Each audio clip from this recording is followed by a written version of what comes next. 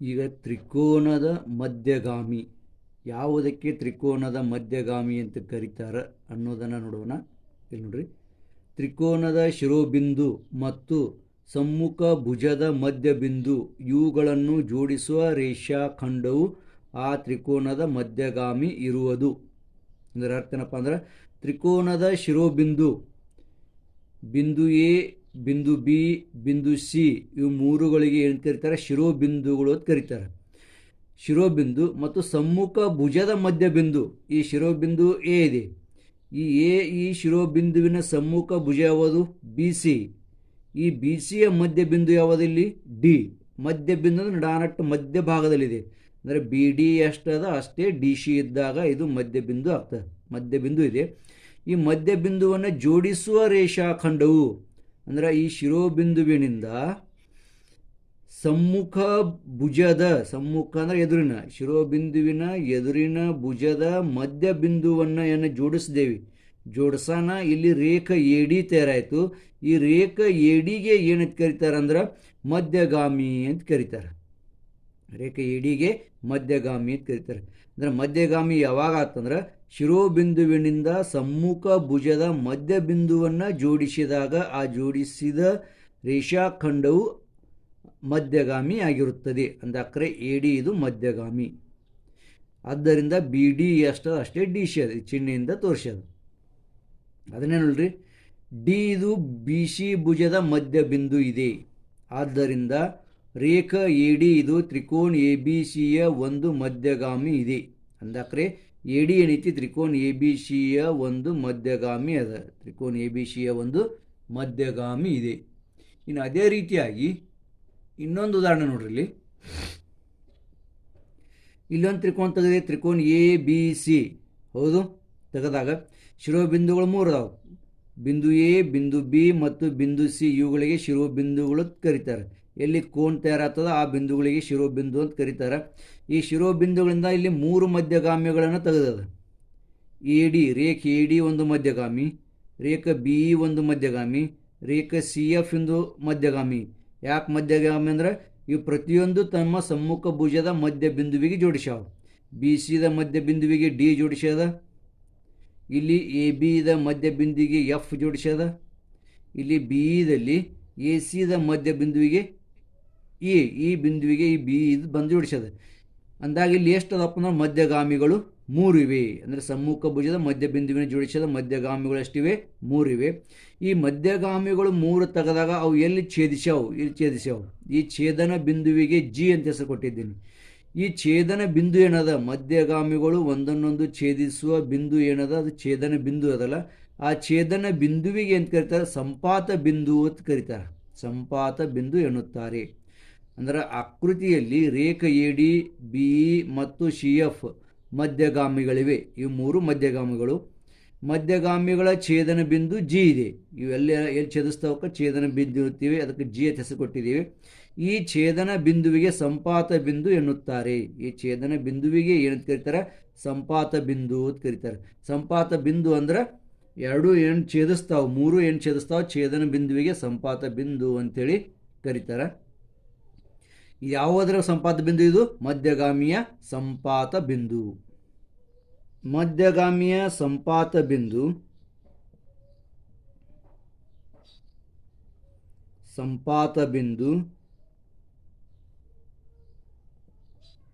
ಯಾವುದು?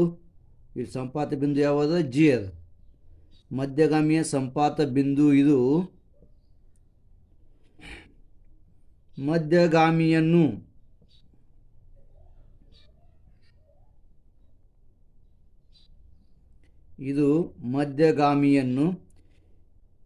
ಎರಡಕ್ಕೆ ಒಂದು ಈ ಪ್ರಮಾಣದಲ್ಲಿ ವಿಭಜಿಸುವುದು. ಈ ಪ್ರಮಾಣದಲ್ಲಿ ವಿಭಜಿಸುವುದು.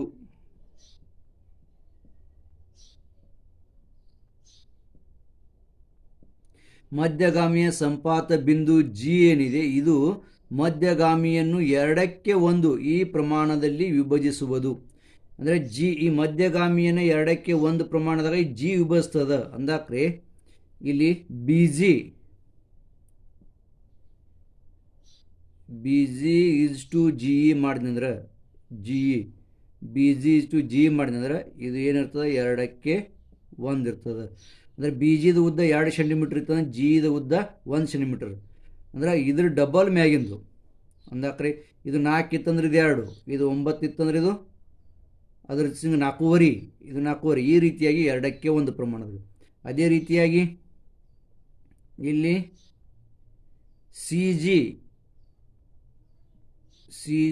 ಈಸ್ ಟು ಎಫ್ ಜಿ, ಇದು ಸಹಿತ 2ಕ್ಕೆ 1. ಸಿ ಜಿ ಎಫ್ ಜಿ 2ಕ್ಕೆ 1. ಎ ಜಿ ಜಿ ಡಿ ಇದು ಸಹಿತ 2ಕ್ಕೆ 1. ಈ ರೀತಿಯಾಗಿ ಮಧ್ಯಗಾಮಿಯ ಸಂಪಾತ ಬಿಂದು ಮಧ್ಯಗಾಮಿಯನ್ನು 2ಕ್ಕೆ 1 ಈ ಪ್ರಮಾಣದಲ್ಲಿ ವಿಭಜಿಸುವುದು. ಕಾಟ್ಕೋನ ತ್ರಿಕೋನಕ್ಕೆ ಸಂಬಂಧಪಟ್ಟಿರುವಂತಹ ಒಂದು ಗುಣಧರ್ಮವಿದೆ ನೋಡಿ. ಕಾಟ್ಕೋನ ತ್ರಿಕೋನದ ಕರ್ಣದ ಮಧ್ಯಗಾಮಿಯ ಗುಣಧರ್ಮ. ಇದು ಕರ್ಣಕ್ಕೆ ಸಂಬಂಧಪಟ್ಟಿರುವಂಥ ಗುಣಧರ್ಮ ಏನಿದೆ ಅಂದ್ರೆ ಅದ್ರ ಮೇಲಿನ ಒಂದು ಪ್ರಮೇಯ ಇದೆ.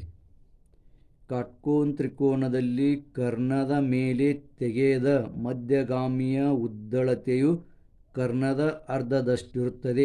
ಇದನ್ನು ಸಿದ್ಧ ಮಾಡೋದಾದ ಕಾಟ್ಕೋನ ಇದಕ್ಕೆ ಪಕ್ಷ ಸಾಧ್ಯ ಸಿದ್ಧತೆಗಳನ್ನು ಬರಿಬೇಕಾಗ್ತದೆ. ಅಂದಾಗ ಪ್ರಮೇಯನ್ನು ಓದುತ್ತಾ ನಾವು ಪಕ್ಷವನ್ನು ಬರಿಬೇಕು. ಕಾಟ್ಕೋನ ತ್ರಿಕೋನದಲ್ಲಿ ಅಂದಾಕ್ರೆ ಒಂದು ತ್ರಿಕೋನ ತೆಗಿಬೇಕು. ಎಂಥ ತ್ರಿಕೋನ? ಕಾಟ್ಕೋನ ತ್ರಿಕೋನ. ಇಲ್ಲಿ ಆಕೃತಿಯಲ್ಲಿ ತ್ರಿಕೋನ ಎ ಬಿ ಸಿ ಇದೊಂದು ಕಾಟ್ಕೋನ ತ್ರಿಕೋನವಿದೆ. ಇಲ್ಲಿ 90 ಅಂಶ ತೋರಿಸಿದೆ. ಕರ್ಣದ ಮೇಲೆ ಎಳೆದ ಮಧ್ಯಗಾಮಿಯು ಇಲ್ಲಿ ಶಿರೋಬಿಂದು ಬಿ ದಿಂದ ನಾ ಇಲ್ಲಿ ಕರ್ಣ ಏಷಿಯ ಮೇಲೆ ಒಂದು ಮಧ್ಯಗಾಮಿಯನ್ನು ಎಳೆದಿದ್ದಾನೆ. ಮಧ್ಯಗಾಮಿ ಅಂದಾಕ್ರೆ ಕರ್ಣದ 2 ಸಮಾನ ಭಾಗ ಮಾಡ್ತಿರ್ತದೆ. ಮಧ್ಯಗಾಮಿ ಅಂದಾಕ್ರೆ ಕರ್ಣದ 2 ಸಮಾನ ಭಾಗವನ್ನು ಮಾಡ್ತಿರ್ತದೆ. ಮಾಡಕ್ರೆ ಅದಕ್ಕೆ ಮಧ್ಯಗಾಮಿ ಅಂತ ಕರೀತಾರೆ. ಇದರ ಉದ್ದತೆಯು ಕರ್ಣದ ಅರ್ಧದಷ್ಟು ಇರ್ತದೆ. ಈ ಪೂರ್ಣ ಕರ್ಣದ ಉದ್ದ ಎಟ್ಟದ ಅದರ ಅರ್ಧ ಎಟ್ಟಾತ ಅಷ್ಟು ಈ ಬೀಡಿದ ಉದ್ದ ಇರ್ತದೆ. ಮಧ್ಯಗಾಮಿ ಉದ್ದತೆ ಬೀಡಿದಿರ್ತದೆ. ಅದು ಮಾಡೋದು ಅದಕ್ಕೆ ಪಕ್ಷ ಬರ್ಕೋದು. ಕಾಟ್ಕೋನ ತ್ರಿಕೋನ ಎ ಬಿ ಸಿಯಲ್ಲಿ ತ್ರಿಕೋನ ಎ ಬಿ ಸಿ ಇದು ಕಾಟ್ಕೋನ ತ್ರಿಕೋನ ತೆಗೆದಿದ್ದೀವಿ. ರೇಖ್ ಬಿಡಿದು ಮಧ್ಯಗಾಮಿ ಇದೆ. ಬಿಡಿದು ಮಧ್ಯಗಾಮಿಯನ್ನು ತೆಗೆದೇವಿ. ಸಾಧ್ಯ ಏನು ಸಿದ್ಧತೆ ಮಾಡೋದಾದ ಮಧ್ಯಗಾಮಿಯ ಉದ್ದಳತೆಯು ಅಂದರೆ ಮಧ್ಯಗಾಮಿ ಯಾವುದು B D is equal to ಕರ್ಣದ ಅರ್ಧದಷ್ಟು ಇರ್ತದೆ. ಅರ್ಧ 1/2 ಕರ್ಣ ಯಾವುದೈತಿ ಇಲ್ಲಿ ಎ ಸಿ 1/2 ಎ ಸಿ. ಈ ರೀತಿಯಾಗಿ ಇದನ್ನು ಸಾಧ್ಯವನ್ನು ಬರ್ಕೋಬೇಕು. ಇಲ್ಲೊಂದು ರಚನೆ ಮಾಡ್ಕೊಂಡಿದ್ದೀವಿ. ಅಂದರೆ ಸಿದ್ಧತೆಯನ್ನು ಮಾಡುವ ಸಲುವಾಗಿ ಒಂದು ರಚನೆಯನ್ನು ಮಾಡಬೇಕಾಗ್ತದೆ. ಕಿರಣ್ ಬಿ ಡಿಯ ಮೇಲೆ ಇದು ಬಿ ಡಿ ಕಂಟಿನ್ಯೂ ಮುಂದುವರಿಸಿದೆ ಅಂದರೆ ಕಿರಣ್ ಅಂತಾರೆ. ಕಿರಣ್ ಬಿ ಡಿಯ ಮೇಲೆ ಈ ಬಿಂದುವನ್ನು ತೊಗೊಂಡಿದ್ದೀವಿ. ಈ ಬಿಂದು ಹೆಂಗೆ ತೊಗೊಂಡಿದ್ದೀವಿ? ಬಿ ಡಿ ಇ ಅಂದರೆ ಡಿ ಮಧ್ಯವಾಗುವಂತೆ ಮತ್ತು ಸರಳ ರೇಷೆಯಲ್ಲಿ ಬಿ ಡಿ ಇ ಇದು ಸರಳ ರೇಷೆ ಮತ್ತು ಡಿ ಮಧ್ಯ ಬಿಂದು ಇದು ಬಿ ಡಿ ಇ ಮತ್ತು length of B D is equal to length of D E ಆಗುವಂತೆ. ಅಂದರೆ ಬಿ ಡಿದ ಉದ್ದ ಎಷ್ಟದ ಅಷ್ಟೇ ಡಿ ಇ ಆಗುವಂತೆ ಇದನ್ನು ನಾವು ರಚನೆ ಮಾಡ್ಕೊಂಡಿದ್ದೇವೆ, ತೆಗೆದಿದ್ದೇವೆ. ಮತ್ತು ರೇಖೆ ಇ ಸಿ ತೆಗೆಯಲಾಗಿದೆ. ನಂತರ ಇ ಸಿಯನ್ನು ಜೋಡಿಸಲಾಗಿದೆ.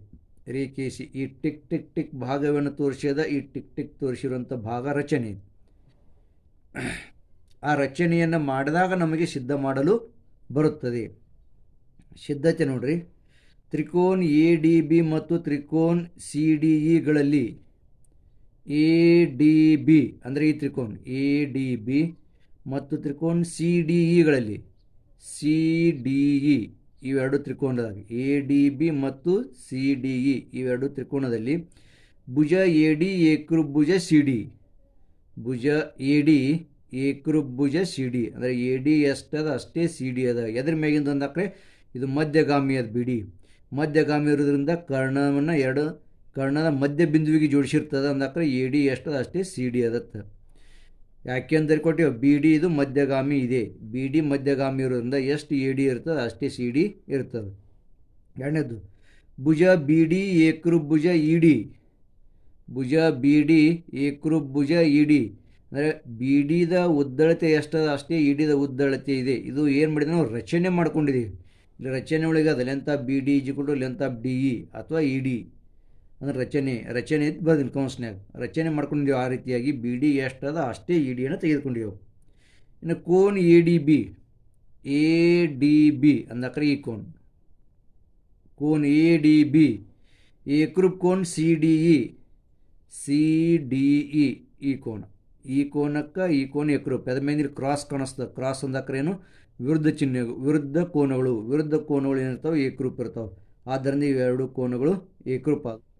ಕೋನ್ ತ್ರಿಕೋನ ನೋಡಿದಾಗ ನಮಗೆ 3 ಸಂಗತಿಗಳು ಏಕರೂಪ ಅದು. ಒಂದು ಭುಜ ಎ ಡಿ ಕ ಭುಜ ಸಿ ಡಿ, ಅಂದರೆ ಒಂದು ಭುಜ ಏಕರೂಪ ಆಯಿತು. ಭುಜ ಬಿ ಡಿ ಕ ಭುಜ ಇ ಡಿ, ಈ ಎರಡನೇ ಭುಜ ಏಕರೂಪ ಆಯಿತು. ಕೋನ್ ಡಿ ಕ ಈ ಬದಿಯ ಒಳಗೆ ಕೋನ್ ಎ ಡಿ ಬಿಗಿ ಕೋನ್ ಸಿ ಡಿ ಏಕರೂಪ ಆಯ್ತು. ಅಂದಾಕ್ರೆ ಬೂ ಕೋ ಬು ಪರೀಕ್ಷೆ ಅನುಸಾರವಾಗಿ ಪೂರ್ಣ ಇವೆರಡು ತ್ರಿಕೋನಗಳು ಏನಾದು? ಏಕರೂಪ ಅದು. ಒಂದು ತ್ರಿಕೋನ ಎ ಡಿ ಬಿ ಏಕರೂಪ ತ್ರಿಕೋನ ಸಿ ಡಿ ಇ. ಅದರ ಪ್ರಕಾರ ಬೂ ಕೋ ಬು ಪರೀಕ್ಷೆ ಅನುಸಾರವಾಗಿ ಇವೆರಡು ತ್ರಿಕೋನಗಳು ಏನಾದು? ಏಕರೂಪ ಅದು. ಅಂದರೆ ಭುಜ ಕೋನ ಭುಜ ಇವೆರಡು ಭುಜಗಳಿಂದ ಸಮಾಷ್ಟವಾಗಿ ಕೋನ ಅದು. ಸರಿ, ಇವೆರಡು ತ್ರಿಕೋನಗಳು ಏಕರೂಪ ಅದನ್ನು ಒಮ್ಮೆ ತ್ರಿಕೋನಗಳು ಏಕರೂಪ ಆದಂದ್ರೆ ಎಲ್ಲ ಕೋನಗಳು ಏಕರೂಪ ಇರ್ತಾವೆ, ಎಲ್ಲ ಭುಜಗಳು ಏಕರೂಪ ಇರ್ತಾವೆ. ಆದ್ದರಿಂದ ಕೋನ್ ಬಿ ಎ ಡಿ ಏಕರೂಪ cone E C D. B A D ಅಂದರೆ ಈ ಕೋನ್ ಬಿ ಎ ಡಿ ಏಕರೂಪ ಕೋನ್ ಇ ಸಿ ಡಿ ಅಂದರೆ ಈ ಕೋನ. ಯಾಕಂದಾಕ್ರೆ ಇದಕ್ಕೆ ಇದು ವ್ಯುತ್ಕ್ರಮ ಕೋನ ಆಗ್ತದೆ. ಇಲ್ಲಿ ಕಾಣಿಸ್ತದೆ ರೇಷೆ ಹಿಂಗೆ ಹೇಳ್ಯಾನ, ಇದಕ್ಕಿದೆ ಅಂತ ವ್ಯುತ್ಕ್ರಮ ಕೋನ ಆಗ್ತದೆ. ಮತ್ತು ಎರಡಕ್ಕೂ ತ್ರಿಕೋನ ಏಕರೂಪ ಆಗಿರೋದ್ರಿಂದ ಇವು ಸಂಗತ ಕೋನಗಳು ಸಹಿತ ಆಗ್ತಾವೆ. ಇವು ಅವು ಏಕರೂಪ ತ್ರಿಕೋನಗಳ ಸಂಗತ ಕೋನಗಳಾಗ್ತವೆ. ಇಲ್ಲಿ ವ್ಯುತ್ಕ್ರಮ ಕೋನ ಒಂದು ಕೋನ್ ಬಿ ಎ ಡಿ ಏಕರೂಪ ಕೋನ್ ಇ ಸಿ ಡಿ ಅಂದಾಕ್ರೆ ಇವೆರಡು ವ್ಯುತ್ಕ್ರಮ ಕೋನಗಳು. ವ್ಯುತ್ಕ್ರಮ ಕೋನಗಳು ಏಕರೂಪ ಆದು ಸಮಾಂತರ ಇರ್ತಾವೆ. ರೇಷೆ ಎ ಬಿ ಸಮಾಂತರ ರೇಷೆ ಇ ಸಿ ಇವೆರಡು ಏನಪ್ಪ ಅಂದ್ರೆ ಸಮಾಂತರ. ಯಾವಾಗ ಸಮಾಂತರ ಇರ್ತಾವೆ? ಯಾವಾಗ ವ್ಯುತ್ಕ್ರಮ ಕೋನಗಳು ಏಕರೂಪ ಇರ್ತಾವೆ ಅವಾಗ ಸಮಾಂತರ ಇರ್ತಾವೆ. ಹೌದು. ಏನು ದೊಡ್ಡ ತ್ರಿಕೋನ ಎ ಬಿ ಸಿ ಅಂದರೆ ಪೂರ್ಣ ದೊಡ್ಡ ತ್ರಿಕೋನ ಎ ಬಿ ಸಿ. ಆ ದೊಡ್ಡ ತ್ರಿಕೋನಕ್ಕೆ ತ್ರಿಕೋನ ಇ ಸಿ ಬಿಗಳಲ್ಲಿ ಈ ದೊಡ್ಡ ತ್ರಿಕೋನ ಇ ಸಿ ಬಿ ಪೂರ್ಣ ಈ ದೊಡ್ಡ ತ್ರಿಕೋನ ಎ ಬಿ ಸಿ ಈ ದೊಡ್ಡ ತ್ರಿಕೋನ ಇ ಸಿ ಬಿ ಈ ದೊಡ್ಡ ತ್ರಿಕೋನ. ಎರಡು ತ್ರಿಕೋನದಲ್ಲಿ ಭುಜ ಏಕರೂಪ ಭುಜ ಇ ಸಿ, ಭುಜ ಎ ಬಿ ಏಕರೂಪ ಭುಜ ಇ ಸಿ. ಇದು ದೊಡ್ಡ ತ್ರಿಕೋನದಾಗೂ ಬರ್ತದೆ, ಇದೊಂದು ದೊಡ್ಡ ತ್ರಿಕೋನದಾಗ ಬರ್ತದೆ. ಇವೆರಡು ಏಕರೂಪ ಅದಾವೆ. ಯಾಕೆ ಏಕರೂಪ ಅಂದ್ರೆ ಮೊದಲು ಇವೆರಡು ತ್ರಿಕೋನ ಏಕರೂಪ ಇದ್ದಾಗ ಅವುಗಳ ಸಂಗತ ಭುಜಗಳದಾವೆ. ಅಂದ್ರೆ ವಿಧಾನ ಒಂದರ ಮೇಲಿಂದ ವಿಧಾನ ಒಂದು ಹತ್ತಿಲಿ ಹಾಕೇನಿ ಅಂದರೆ ಒಂದರ ಮೇಲಿಂದ ಅಂದಾಕ್ರೆ ಇವೆರಡು ತ್ರಿಕೋನ ಏಕರೂಪ ಇರೋದ್ರಿಂದ ಅವುಗಳಿಗೆ ಸಂಗತ ಭುಜಗಳದಾವೆ. ಅದಕ್ಕೆ ಇದು ಏಕರೂಪ ಇರ್ತದೆ. ಎರಡನೇದು ಭುಜ ಬಿ ಸಿ ಏಕರೂಪ ಭುಜ ಬಿ ಸಿ. ತ್ರಿಕೋನ ಎ ಬಿ ಸಿ ಒಳಗೂ ಬಿ ಸಿ ಬರ್ತದೆ, ತ್ರಿಕೋನ ಇ ಸಿ ಬಿ ಒಳಗೂ ಅದೇ ಬಿ ಸಿ ಬರ್ತದೆ. ಎರಡೂ ಕಡೆ ಸಾಮಾನ್ಯ ಭುಜ ಅದ. ಸಾಮಾನ್ಯ ಭುಜ ಅಂದ್ರೆ ಅದೇ ಭುಜ ಇರೋದ್ರಿಂದ ಅವು ಏಕರೂಪ ಇರ್ತದೆ. ಇನ್ನು ಕೋನ್ ಎ ಬಿ ಸಿ ಏಕರೂಪ cone E C B. Cone A B C ಅಂದರೆ ಬಿ ಕೋನ ಏಕರೂಪ ಕೋನ್ ಇ ಸಿ ಬಿ ಈ ಕೋನ ಅಂದರೆ ಬಿ ಎ ಬಿ ಸಿಗೆ ಇ ಸಿ ಬಿ ಏಕರೂಪ. ಈ ಕೋನಕ್ಕೆ ಈ ಕೋನ ಏಕರೂಪ. ಯಾಕೆ ಏಕರೂಪ ಅಂದಾಕ್ರೆ ಇವೆರಡೂ ರೇಷೆಗಳು ಸಮಾಂತರ ಇರುವುದರಿಂದ ಒಂದೇ ಸಾಮಾನ್ಯ ಭುಜಕ್ಕೆ ಎರಡೂ ರೇಷೆಗಳು ಸಮಾಂತರ ಇರುವುದರಿಂದ ಇದು ಏನಿರ್ತದೆ ಎರಡು ಇದು 90 ಅಂಶ ಕಾಟ್ಕೊಂಡು ತಿಳ್ಕೊಂಡು ಪೈಲ ಅದು ಅಂದರೆ ಇದನ್ನು 90 ಅಂಶ ಇರ್ತದೆ. ಆದ್ದರಿಂದ ಇವೆರಡು ಏಕರೂಪ. ಇಲ್ಲಿನ 3 ಸಂಗತಿಗಳು ಏಕರೂಪ ಅದು. ಭುಜ ಎ ಬಿಗ ಭುಜ ಇ ಸಿ, ಭುಜ ಎ ಬಿಗ ಭುಜ ಇ ಸಿ ಏಕರೂಪ. ಇದು ಸಾಮಾನ್ಯ ಭುಜ ಅದ ಎರಡಕ್ಕೂ. ಇದು ಎರಡನೇದು ಏಕರೂಪ. ಮೂರನೇದು ಈ ಕೋನಕ್ಕೆ ಈ ಕೋನ ಏಕರೂಪ. ಹೌದು. ಅಂದಕ್ರೆ ಇದನ್ನು ಸಹಿತ 90 ಅಂಶ ಅದ. ಈ ಕೋನಕ್ಕೆ ಈ ಕೋನ ಏಕರೂಪ ಅಂದಕ್ರೆ ಬೂ ಕೋ ಬು ಪರೀಕ್ಷೆ ಅನುಸಾರವಾಗಿ ಈ ದೊಡ್ಡ ತ್ರಿಕೋನಗಳು ಸಹಿತ ಏಕರೂಪ ಆಗ್ತಾವೆ.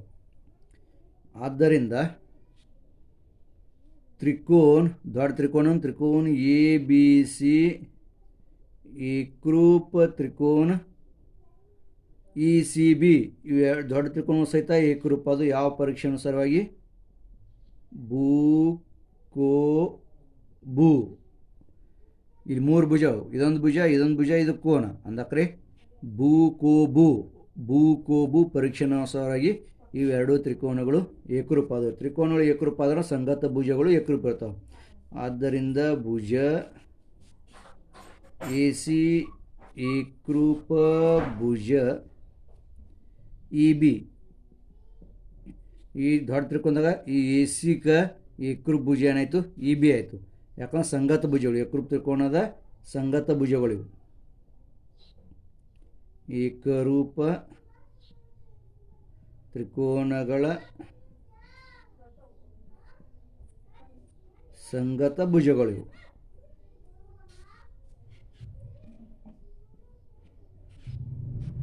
ಏಕರೂಪ ಪುಲ್ಲಿಂಗ ಸಂಗತ ಭುಜಗಳು ಅಂದರೆ ಎ ಸಿ ಏಕರೂಪ ಇ ಬಿ ಆಯಿತು.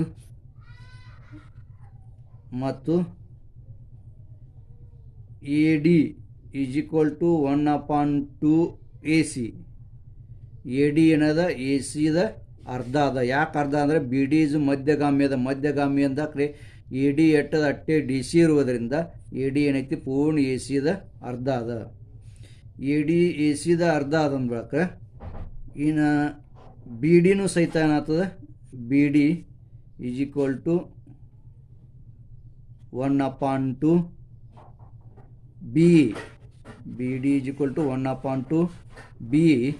ಆದ್ದರಿಂದ B D is equal to 1/2 A C. ಯಾಕಂದ್ರೆ ಎ ಸಿ ಬಿ ಅಥವಾ ಇ ಬಿ ಎರಡು ಏಕರೂಪ ಅದಾವೆ. ಅಂದರೆ ಎ ಸಿ ಜಾತ್ನ ಬಿ ಜಾತ್ನ ಹೊಳ್ಳಿ ಮತ್ತು ನಮ್ಗೆ ಎ ಸಿ ಅಂತ ಬರಲಿಕ್ಕೆ ಬರ್ತದೆ. B D is equal to 1/2 A C. ಈ ರೀತಿಯಾಗಿ ನಮಗೆ ಸಾಧ್ಯ ಅಂದರೆ ಬಿ ಡಿ ಅಂದರೆ ಮಧ್ಯಗಾಮಿ, ಇದು ಕರ್ಣದ ಅರ್ಧದಷ್ಟು ಇರ್ತೈತೆ ನಮಗೆ ಸಿದ್ಧ ಆಗ್ತದೆ.